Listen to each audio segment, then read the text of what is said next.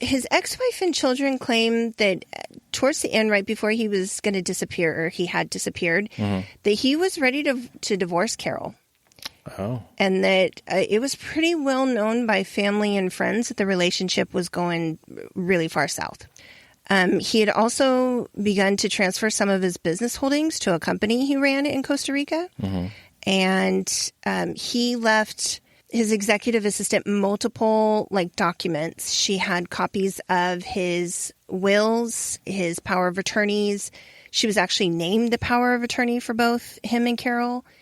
And then he gave her an envelope right before he disappeared. And he told her to give it to the police if anything happened to him, because it was a restraining order on Carole. No. Not his first, his second attempt to get one. The request wasn't enough. There just wasn't enough evidence to grant it. So basically, he had said that there was a verbal threat of her wanting to kill him and that she took his guns. And yeah, you can read it. This is some trailer park drama. For sure. If you are going to threaten to kill somebody, you're not going to say, I'm going to kill you and try to kick somebody out of the house and then hide all the guns. I don't know. It just seems... whatever. It seems like they got drunk one night and shit wasn't going well and she got pissed off and he didn't like it. Yeah. Is what it kind of sounds like. Yeah, it does. Whatever, though. He had tried to do that twice. So there wasn't anything happening physically, so couldn't be proven. He filed that in June, and by August he was gone. Oh. So literally right before. So here's the thing, though. Interestingly enough, Carole's boyfriend, in between Dawn and her now third husband, filed a restraining order against her as well. What the fuck? Right. And his didn't get approved either, because it sounded like she was done in the relationship and she wanted him to move, and he wouldn't move. He wouldn't get his shit out of her house. Okay. So instead of... realizing that the relationship is over and it's done and she doesn't want to have anything to do with you anymore, he filed a restraining order. That's not how that works. And it's not. It's quite hilarious. But he maintains that she at one point had mentioned to him when he asked what happens if your husband comes back. Yeah. She said, dead bodies don't talk. Oh. Interesting, right? Yeah. Especially, you're telling me that he disappears, so. Right. Carole maintains the restraining order was a misunderstanding, and that she didn't take his claims. So we're talking about Dawn again. Okay. Didn't take his claims about wanting a divorce seriously. Yeah. She was well aware that he was a ladies' man, even during his first marriage, which, by the way, in his first marriage... I'm just going to slip this in there. He was 17 and she was 14. Where? In Florida? Somewhere down there. I'm not sure where they were married. The documentary states that Don had a roving eye and he was well known for having a sexual addiction. Okay. So it's a real thing, by the way. I absolutely sure it is. Yeah. No judgment. I'm just saying he had it, whatever it was. Okay. The police discovered that he had at least one relationship going on in Costa Rica as well. So they discovered that he was operating this, silent business down in Costa Rica. Yeah. But they can't trace him after where any of the holdings went. He did it very well, whatever he was doing. Maybe he took classes from Marty Bird. Shout out to Ozark. Okay, but they just got... no spoiler alerts. Never mind. My lips are sealed. Yeah. Shh. Yeah. Shh. So other than all the sex he was having down there, the only thing that they find is that there were 2 ocelots that had been transferred from from that property someplace else. They don't know by who, or is it who or whom? By whom? They don't know by whom, and they don't know where the remains are, or like where they were relocated to. Okay. So.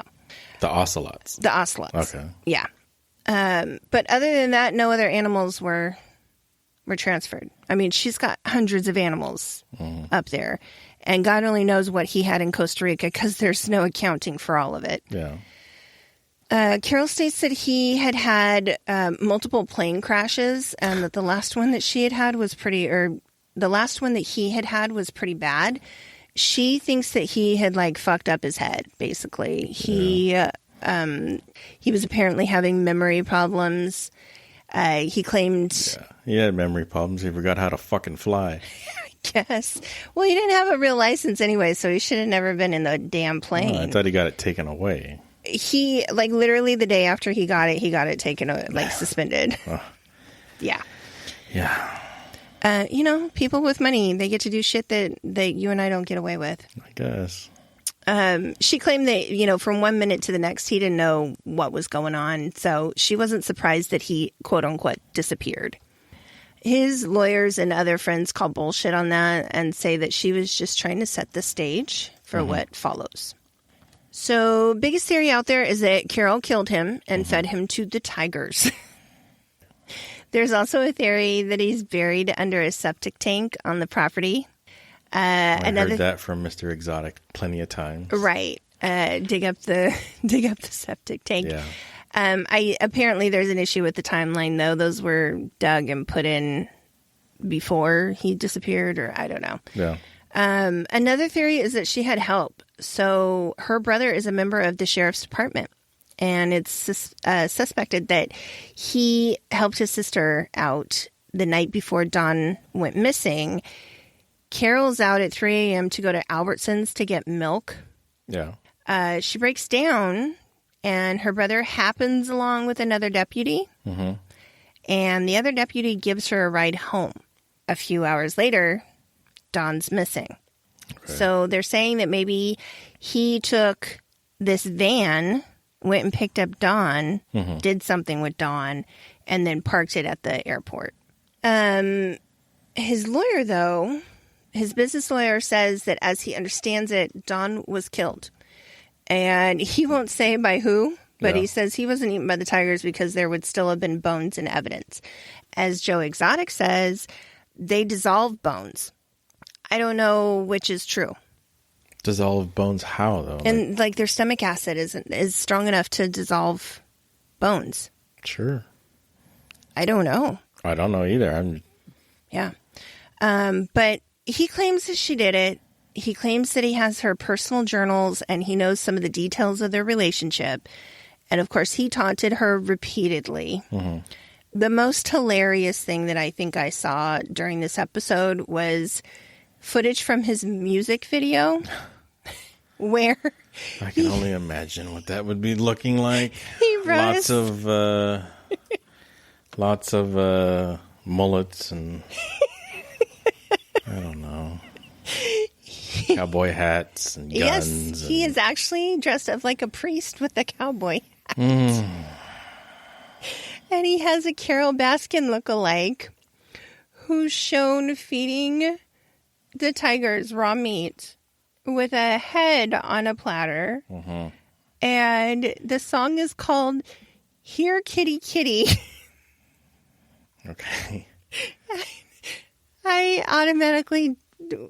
don't think of killing your husband with a title like that. Oh. It was hilarious. I'm not going to lie. And whoever this lookalike was, she did a really good job. Awesome. So. I just, because when I look for the truth, I always want to hear a song. Because if it's in a song, it's truth. Because music speaks to you. I guess. It gets on your level. Yes, right? Because, as soon as I get into court, if I'm ever on a jury, if it's in a song, guilty. I don't even have to deliberate.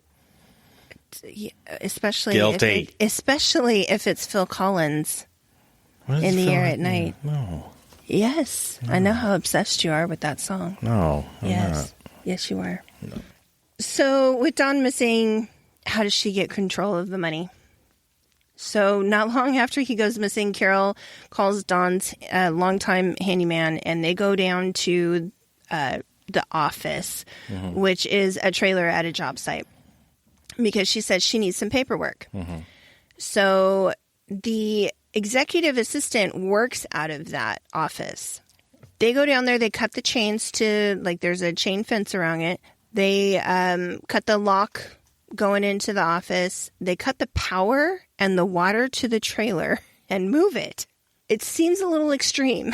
Move it where? If you just need some paper. He had property, like he was in real estate. They had multiple holdings. You got to think I think she was on 40 acres of land. Could have moved that anywhere. It's a trailer. So the alarm goes off. The cops and Dawn's assistant show up. She says in that office, in her desk, there were 2 copies of a will and power of attorney. And she said she never saw them after that day. Like I said, she was the executor of his will and power of attorney.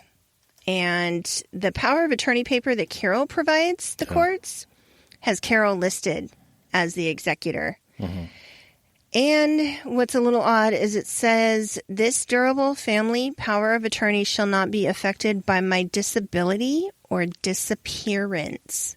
Normally it states death, not disappearance on something like that. Right.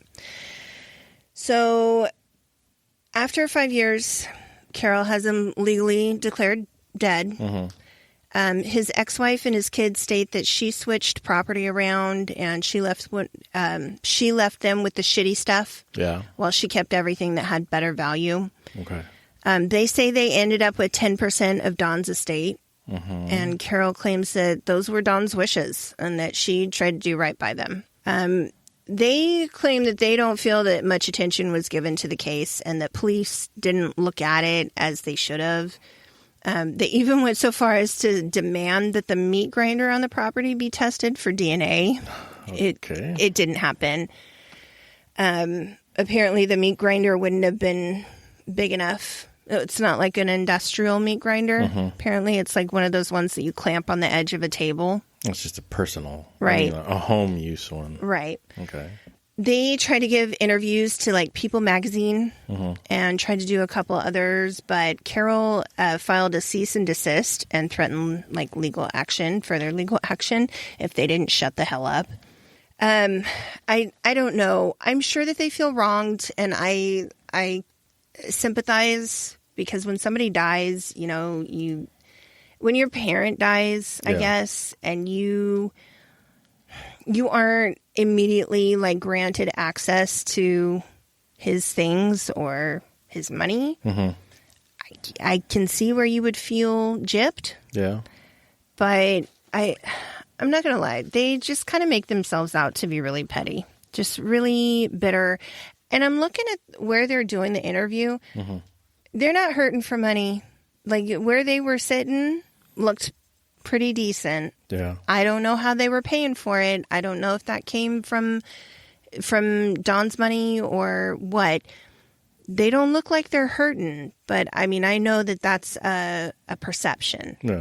So they really sounded shitty, I guess. Not that I don't think that Carole didn't kill her husband, because I'm going to tell you right now, I think that bitch did. Okay. But whatever. I haven't heard all the facts. That's it. That's really the only thing. No. So, yeah. During an interview for the Netflix series, a longtime employee says that right before Dawn disappeared, he told him, like, hey, Kenny, if I can pull this off, it will be the slickest thing I ever did in my life.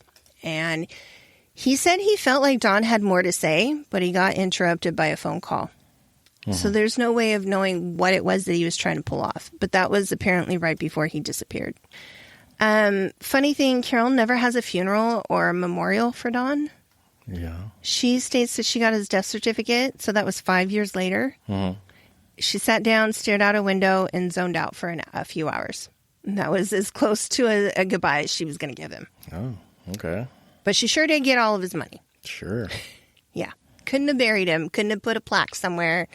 Couldn't have, I don't know. Even Joe Exotic put up a memorial